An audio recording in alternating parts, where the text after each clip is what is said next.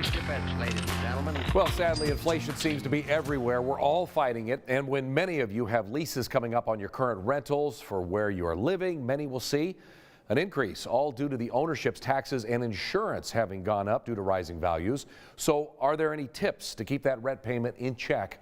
That's the focus of tonight's Money Talks. Meet Jimmy McMillan.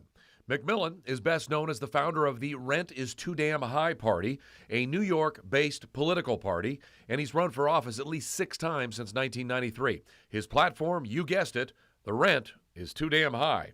Certified financial planner Neil Vanoy has some ideas to compensate. One of the best ways you can lower your rent is to get a roommate. While that might not be ideal, it's a great way to cut your rent payments very quickly by a large percentage.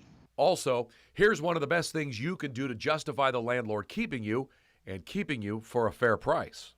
Landlords love good tenants. So if you like living where you are and you are a good tenant, it might be easier for you to negotiate because that tenant, by keeping you in your apartment or the home you're renting, it's less expensive than turning that over to a new resident. Independent landlords will have more room to negotiate than a property management company might. So look for an independent landlord for a house if you want to rent. But that being said, I have seen large apartment buildings be willing to negotiate for a good tenant at renewal time. Many think that locking in for the long term might be the way to go, but as Neil explains, it's not always for the best. And don't necessarily assume that a longer lease term will be a lower payment. A lot of property management companies are using algorithms that adjust rent daily based on market conditions. And it could be that you can find a shorter term that would be less expensive per month than a longer term. Just beware if you do sign for a shorter term, that renewal and any corresponding increase will happen sooner.